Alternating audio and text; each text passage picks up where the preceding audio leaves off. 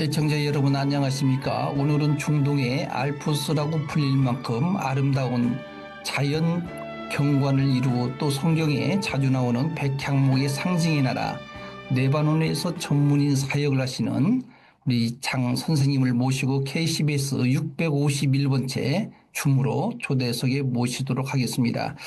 특히 보안 문제로 이 이름은 비공개로 진행을 합니다. 시청자 여러분의 깊은 양해를 부탁드립니다. 우리 장 선생님 안녕하십니까? 네, 안녕하세요. 네, 오늘 저희들 이제 줌을 통해서 오늘 이 만남을 갖게 되었는데요. 저희 KCBS 청취자들에게 인사 부탁드리겠습니다. 네, 안녕하세요. 레바논에서 인사드리겠습니다. 지금 소개받은 것처럼 정말 아름다운 자연을 가지고 있는 레바논에서 살고 있는 장 선생입니다. 현재는 사역과 또 아랍어 공부를 병행하고 있습니다. 저는 치과의사로서 레바논 저소득층을 위한 클리닉에서 일을 하고 있고, 또 아내는 음악 교사로서 현재 레바논 대학의 합창단 활동을 하고 있습니다. 또 저희는 매주 시리안 난민 센터를 방문하면서 치과 이동 진료, 물품 지원, 또 난민 여성 모임 성경 공부 등을 돕고 있습니다. 네, 우리 선교사님 어떻게 처음 예수를 믿고 난 뒤에 그렇게 또 전문인 선교사 콜링 받아서 사역을 하게 됐는지 참 궁금해요. 사실은 그 직장을 놓고 나갈 수가 없는데 어떻게 그런 전문인 사역을 하게 됐는지 그 과정을 좀 간단하게 말씀해 주시죠. 네, 사실은 아까 간단히 소개드린 것처럼 저희는 아내도 그렇고 저도 그렇고 대학 다닐 때 선교에 대한 부르심을 처음 받게 됐어요. 그래서 저는 치과대학 다닐 때 CMF라는 한국 누가의 학생단체 활동을 했는데 그때 처음 참석했던 수련회 때 은혜를 많이 주셔가지고 선교에 헌신하게 됐어요. 사실 저는 모태 신앙이었지만 대학을 들어갈 때까지도 이제 교회는 다녔고 지옥 가기 싫어서 천국 가고 네, 싶어서 예수님 믿겠다고 하긴 했는데 사실은 믿음도 없고 확신도 없어서 참 두려움 가운데 지내다가 대학 생활 중에 복음을 듣고 나를 위해 죽으신 예수님을 저의 주님으로 영접하고 믿음으로 살겠다고 결단을 하게 됐고요. 그리고 나서 얼마 지나지 않아서 처음 참여했던 누가회 학생 수련회 때 한 선배님이 우리나라에 한 100여 년 전에 오셨던 의료 선교사님 또 우리나라에도 선교 병원들이 많이 세워졌잖아요. 네, 네. 스테파드 예수병원, 광주 기독병원 등 그런 선교 병원에서 일하고 계신 선배님이 한국에 오신 선교사님에 대한 소개를 해주셨는데 그 말씀을 들으면서 제 마음이 너무 이렇게 뜨겁고 제가 저분들이 우리나라에 오셔서 내가 예수님을 알 수 있게 됐구나. 저분들이 아니었으면 내가 예수님을 알지도 못하고 그냥 죽을 수밖에 없는 자였는데 하면서 빚진 자의 마음이 들어가지고 이 빚을 어떻게 갚을까? 막 그런 생각하는데 그분들한테 갚을 길이 없잖아요. 근데 그때 네, 딱 마음이 들었던 게 저분들처럼 내가 살아야 되겠다. 그런 생각이 드는 네, 거예요. 네, 그래가지고 주님, 뭣도 모르고 기도를 했어요. 주님이 원하시면 저를 주님이 원하시는 곳에 보내주세요. 네, 그리고 주님이 원하시는 삶을 살고 싶습니다. 그렇게 기도를 하면서 처음 이제 선교사로 헌신을 하게 됐습니다. 네. 사실 이 직장을 놔두고 얼마든지 한국에서 편하게 살 수 있는데 그렇게 참 결심한다고 하는 것은 쉽지 않습니다. 그런데 이제 지금 현재 중동 국가에서 지금 레바논에서 지금 사역을 하고 있지 않습니까? 근데 레바논 나라를 보니까 좀 정치 구조라든지 종교적 구조를 보면은 중동 국가, 다른 국가와 좀 다르게 아주 독특한 체계를 좀 가지고 있는 것 같아요. 그 이유가 무엇입니까? 우선은 많은 분들이 레바논 하면은 딱 먼저 중동에 있으니까 무슬림 국가로 생각하시는 분들이 많더라고요. 그런데 레바논은 무슬림 국가가 아니고 사실은 기독교와 무슬림들이 함께 살고 있는 한 반반 정도, 그 정도의 느낌으로 섞여 있다고 보시면 됩니다. 그런데 지금 정치와 종교 얘기를 하셨는데 레바논은 정치 구조가 굉장히 독특하고요. 그런데 그것은 각 정치 정당들이 종교 정파하고 직접 연결되어 있기 때문에 그렇습니다. 사실 레바논은 다른 중동 국가와 달리 종교적으로 자유가 있는 나라예요. 대부분의 다른 국가들은 그렇지가 않은데 제도적으로 보장이 되어 있고 기독교는 12개 종파, 무슬림이 5개 종파, 두루즈까지 해서 총 18개의 종교 종파가 공식적으로 인정이 되는 나라고요. 그 종파들을 중심으로 정당이 구성이 되어 있어요. 그래서 그 정당의 의석수가 그 나라의 레바논의 종교 인원이 얼마나 되느냐에 따라서 그 국회의 의석수가 결정이 돼요. 네. 그래서 128석 중에 기독교가 64석, 무슬림이 64석으로 이렇게 좀 균형을 이루고 있는 구조를 가지고 있고요.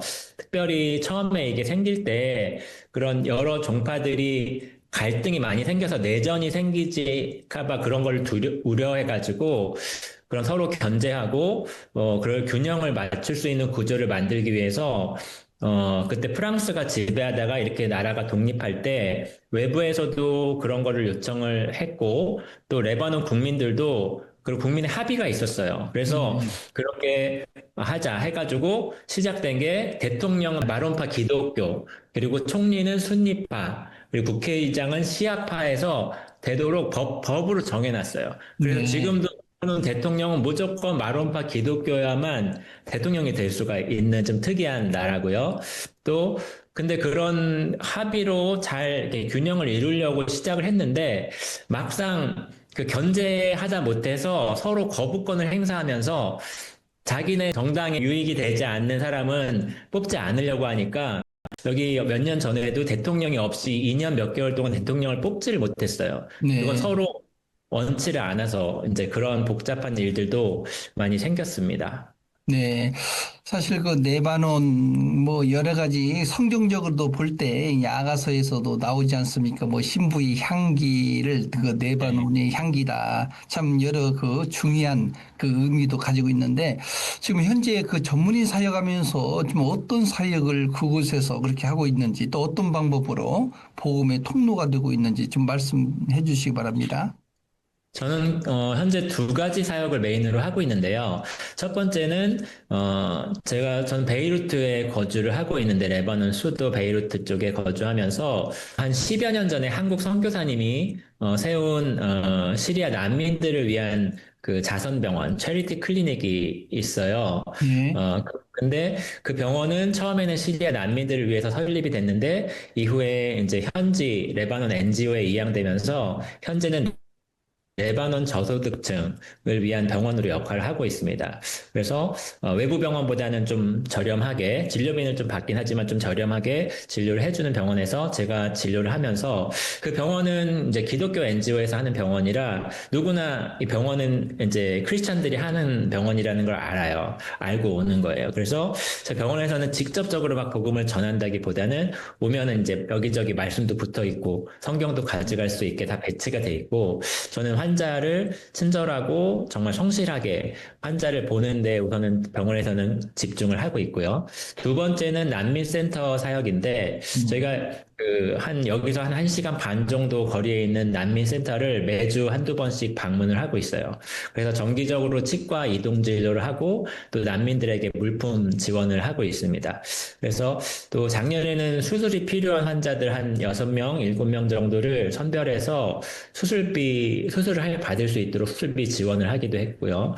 그래서 난민센터장님하고 함께 가정을 방문하고 또 그들의 상황을 듣고 함께 가정에서 기도를 하고요. 사실은 무슬림들은 그 여러 클리닉으로 오는 무슬림들한테 복음을 전하는 거는 위험하기도 하고 또 효과적이지도 않아요. 오히려 네. 가정을 방문을 해서 그 할 때는 조금 더 개인적인 얘기를 나눌 수 있고 그래서 저희도 이제 센터장님하고 같이 가정 방문하면서 같이 기도하고 또 센터로 이렇게 초청을 해서 예배 나와서 말씀을 들을 수 있도록 그중에서 몇 명 또 관심 있는 사람들은 함께 작년에 이제 여성 성경 공부 모임을 이렇게 같이 진행하기도 했었습니다. 한국에서 있으면은 뭐 편하게 진료도 하고 나도 편한 생활을 하게 될 텐데 뭐 선교지 자체가 도구가 준비가 안 돼 있고 불편한 것이 여러 가지 많이 있을 것 같습니다. 그 사역을 이렇게 하시다 보면 이제 많은 환자를 만나지 않습니까? 그 환자를 이렇게 진료하면서 또 사역을 오랫동안 해오면서 마음에 참 깊은 울림을 뭐 그렇게 주었던 뭐 그런 간증이라든지 그 사례가 있으면 말씀해 주시죠. 그 난민센터에서 이렇게 진료를 하는데 한 번은 이제 얼굴이 퉁퉁 부은 여성 환자가 왔어요. 그래서 이가 많이 상해서 이렇게 염증이 생겼는데 염증이 생기면 바로 치료를 해야 되는데 못하고 이렇게 방치를 하니까 이게 감염이 돼가지고 이게 퉁퉁 부어가지고 온 거예요. 그래서 이제 저는 이제 그 발치를 해주고 이제 약을 처방해서 이제 보냈어요. 근데 저는 그냥 평소에 하던 거를 한 거죠. 그런데 며칠 뒤에 이제 사진을 보내준 거예요. 그분이 이렇게 자기 멀쩡해진 얼굴, 이렇게 부었던 네. 사진이 아니라 이제 멀쩡해진 얼굴로 사진을 보내줬는데 그러면서 계속 감사하다는 말을 계속 한다고 이제 센터장님 통해서 이렇게 연락을 받았는데 사실은 이게 아프면 그 병원에 가는 게 정상이잖아요. 네. 그런데 병원에 못 가는 거예요. 비싸니까. 비싸고 그냥 참는 거예요. 여기 사람들은 그냥 참아요. 애들도 그렇고 엄마도 그렇고 그냥 참고 그냥 약 먹고 참고 막 그러다가 사실 그런 것들을 이제 경험을 하면서 그러다가 이제 덧나지 않으면 다행인데 막 여러 합병증으로 막 고생하는 사람들이 많은 것을 보면서 제가 사실 저는 그냥 하던 일을 하고 발치안을 해줬을 뿐인데 어떤 사람한테는 우리의 작은 섬김이 굉장히 중요한 일이 되는구나. 그런 것들이 많이 느껴져서 참 감사했고, 음, 그러다 보니까 한국이나 미국에는 치과 의사들이 많잖아요. 네. 네, 그래서, 근데 여기는 그런 난민들을 볼 치과 의사가 별로 없더라고요. 네. 그래서, 여기 보내주신 게 감사하다. 막 그런 생각도 들고, 그렇습니다. 네. 아마 여러 뭐 간증거리가 많이 있을 것 같아요. 지금 그런데 지금 현재 그 레바논 그 남부 국경 그 지대에 지금 이스라엘과 좀 헤즈볼라 간에 좀 교전이 계속 그 있지 않습니까? 그렇게 되면 국가 전체가 이제 전쟁의 그 공포로 인해서 뭐 여러 가지 좀 뭐 물자 부족 또 여러 어려움들이 있을 것 같은데 그, 그 현재 그 분위기가 어떻습니까?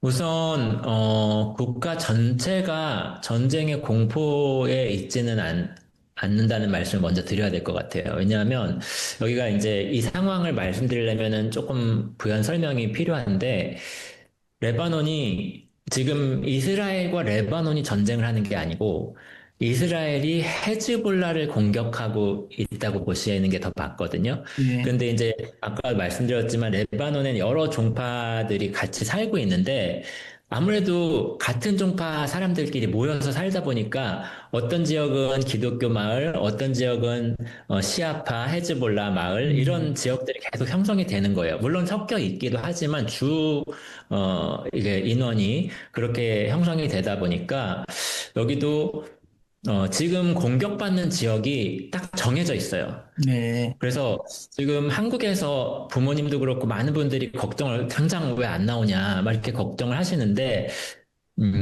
지금 저희가 당장 안 나가도 되는 이유는 저희가 살고 있는 지역이나 저희가 사역하는 지역이 공격받는 지역이 아니라는 걸 알고 있기 때문에 그렇거든요.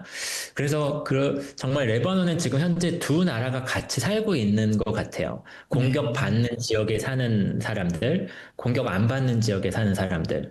그래서 한 20% 정도의 지역은 정말로 전쟁이죠. 그냥 네. 자기 건물 무너지고, 옆에 건물이 무너지고, 막 당장 어떻게 그러니까 거기서 살 수가 없으니까 피난을 가야 되는 사람이 음, 전체 500만 인구 중에 한 100만 이상. 네. 이렇게 피난을 가고, 근데 그 사람들은 어딘가로 그래도 안전한 지역이 있으니까 피난을 갈 거 아니에요. 네. 그래서 안전한 지역으로 이렇게 가는 거죠. 그래서 지금 저희도 이제 그런 사람들이 현재까지 레바논에는 한 달 안 되는 기간 동안 1,200명 이상이 사망하고 한 100만 명 이상이 이재민들이 생겼다고 보고가 되고 있고 네. 그들 중에는 많은 사람들이 학교나 어떤 이런 쉘터들에서 피하기도 하지만 텐트, 진짜 작은 여행용 텐트 같은 거 치고 거기서 사는 사람들도 있고 차에서 지내는 사람들도 있고 거기서 막 최근에는 비가 막 와가지고 어떻게 저기서 지내나 막 그런 걱정이 되기도 했습니다. 네, 하여튼 우리 선교사님하고 이야기를 나누다 보니까 좀 시간이 많이 지나갔는데 우리 그 시카고에 있는 기독교 방송국 우리 이 방송을 청취하는 그 애청자분들께 그 사역의 좀 기도 제목이라든지 또 축복의 메시지를 예, 부탁을 드리겠습니다. 네, 저희가 섬기는 레바논은 오랫동안 정치적으로, 경제적으로 불안정한 상황 속에서 살아왔습니다. 또 2020년에 레바논 베이루트 폭발 사고도 있었고, 또 코로나도 있었고, 그러면 또 시리아 난민들이 많이들 들어와서 경제적으로 어려운 부분들도 있습니다. 또 특별히 시리아 난민들은 자기 내전, 나라의 전쟁을 피해서 여기로 왔는데, 또 다시 전쟁을 경험하고 있습니다. 그래서 이들의 정말 고통과 아픔이 너무 오래 지속되지 않기를 같이 기도해 주시면 좋겠고, 사실은 이런 고통의 시간은 어렵지만 또 우리가 하나님을 찾게 만드는 시간이기 때문에 이 시간 동안에 많은 이들이 예수님을 발견하고 또 예수님 안에서 소망을 찾을 수 있도록 기도해 주시고요. 현지 교회와 또 사역자들이 예수님의 사랑과 지혜로 이들 난민들과 또 이재민들을 잘 섬길 수 있도록 기도해 주시면 감사하겠습니다. 또 시카고 기독교 방송 시청자 여러분께서 이 방송을 통해서 이런 선교지 현장을 들어주시는 것도 너무나도 귀한 동역의 시작이라고 생각이 됩니다. 그래서 지금 들으신 내용 함께 기도해 주시고 또 이 지역을 오랫동안 기억해 주시면 정말 감사하겠습니다. 시청자 여러분의 삶과 가정 가운데 주님 늘 함께 하시고 이끌어 주시기를 기도하겠습니다. 예, 이렇게 시간차가 다른데 그렇게 또 초대석에 또 응해 주셔서 감사를 드립니다. 지금까지 레바논에서 사역하신 우리 장선교사님을 모시고 초대석을 진행을 한 김용문 목사입니다. 청자 여러분, 우리는 중동 땅, 특별히 레바논 나라를 위해서 우리 기도를 많이 해주시기 바랍니다. 이 방송을 다시 듣기를 원하시면 유튜브 채널을 통해서 시청할 수가 있습니다. 저는 다음 이 시간에 뵙겠습니다. 감사합니다.